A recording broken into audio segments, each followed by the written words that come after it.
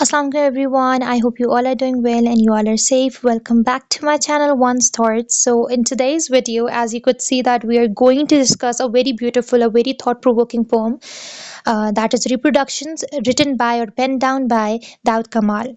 Okay, so without wasting any time, just let us delve into the introduction of the poet Daud Kamal. Daud Kamal was born on 1935 and he died in 1987. Now, Daud Kamal was a phenomenal and a great Pakistani poet, and he wrote most of his work in English literature. Also, his poetry it was influenced by modernist English language poets like Ezra Pound, W.B. Yeats, and T.S. Eliot. So, when you talk about reproductions, you first need to understand the title, right? The significance of the title. Now, productions means to produce, and means to do something again, which means reproduction reflects on the idea of imitation and to copy something, which means that there is an original self to something and then you are recreating something. So reproduction is all about imitation, it is all about the authenticity, and then questioning something that is being copied and making a contrast between something that is original and something that is not original, that is artificial, that is created by having something in front of them. So now talking about the very first stanza. Okay, now as you could see of Mughal miniatures, here there are I guess some spelling mistakes because it is spelled as Mugal, and at many places it is spelled like that. So you need to correct it. Now, of Mughal miniatures cut out from last year's calendar and fragments of Gandhara sculpture bought for a song. Now, if you could see here that it is talking about the Mughal miniatures. Now, miniature is it is a carved out art, right? So, talking about Mughal miniatures, it talks about the tiny detailed painting from the Mughal era. So again talking about history. Now history is something that has gone far apart. And then when you're talking about something which is no longer, which does not exist, which is no longer in that position in the present time, so it means that you're talking about something that has gone, right? And then talking about it again means that you're going to create something related to it in the present time. Again, reproductions. So, Mughal miniatures, it means the tiny detailed paintings from the Mughal era. Now, cut out from the last year's calendar, which means that these are the pieces of those paintings that are taken from the calendar. Not a museum quality art, but something that is ordinary, that is temporary. And then talking about of Gandhara sculpture, which is like Buddhist stone sculpture from the ancient Gandhara region, from northwest Pakistan or Afghanistan. So the fragments of Gandhara, fragments mean the broken pieces. So all these things, all these images that are being created in your mind right now, it reflects on the artificiality, the superficiality, and the authenticity of the art.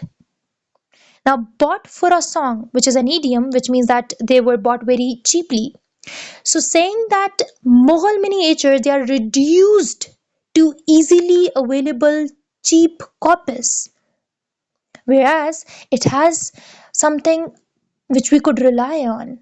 But now, when it is sold out so cheap and it is easily available, so how come you could talk about its authenticity?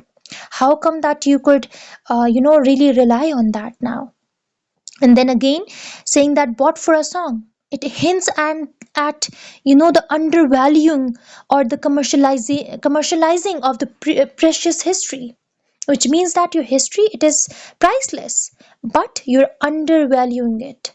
You're somehow putting it to the state where it is just a fragment, it is broken, it is incomplete.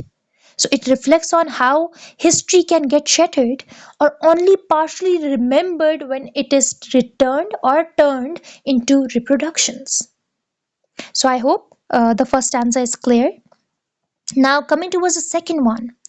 Prince Siddhartha gone into the night with Channa, and old Tajakis, the people who live in Tajikistan, in their tents drinking China tea.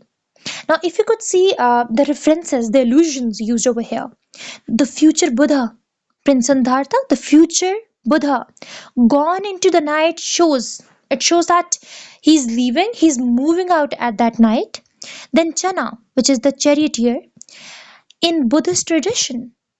And what is he doing? He's accompanying the people who are from Tajikistan. They are pictured in a tent setting. And then they are drinking China tea.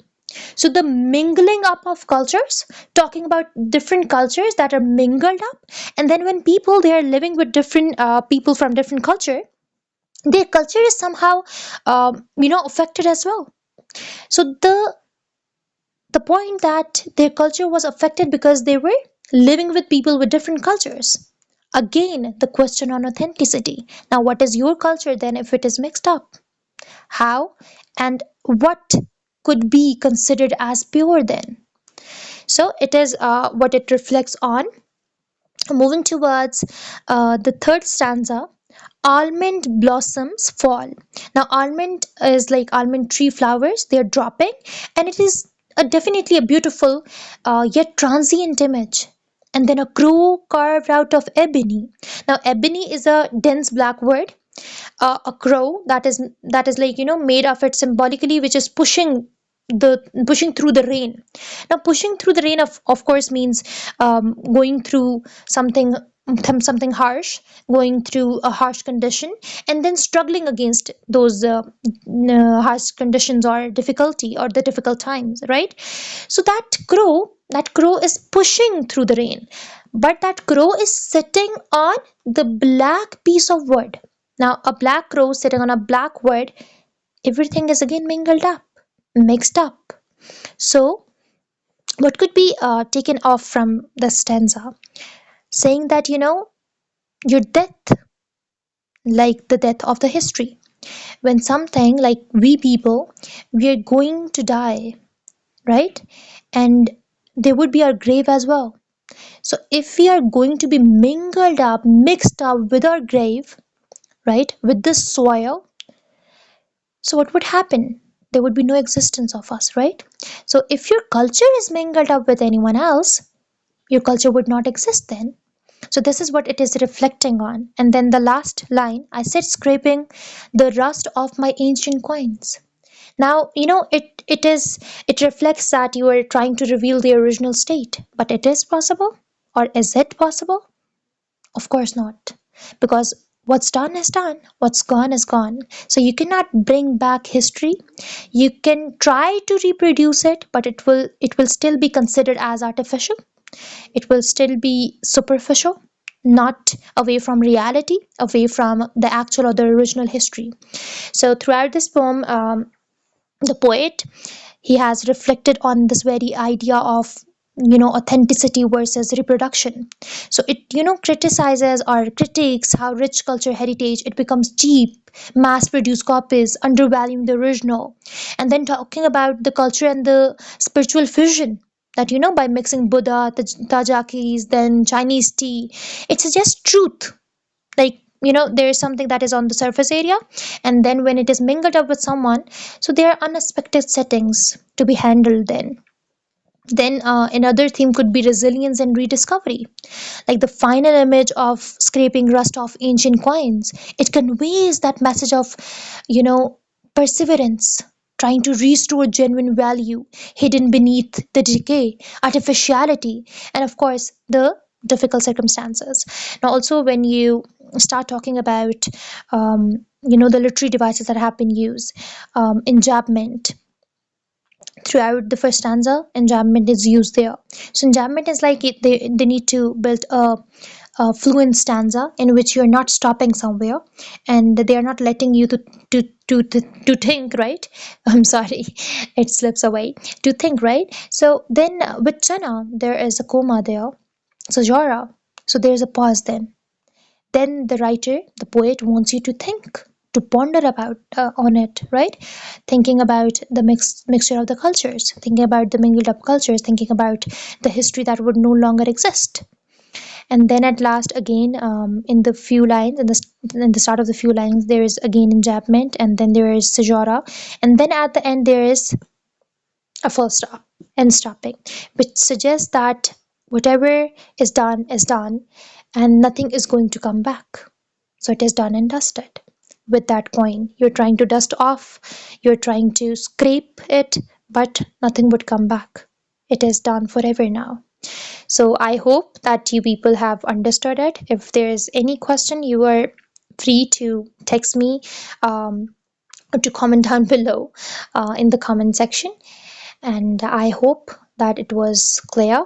And of course, it is an interesting poem. It is a bit tricky, but with every stanza, it clarifies each and everything. And this is the beauty of poetry.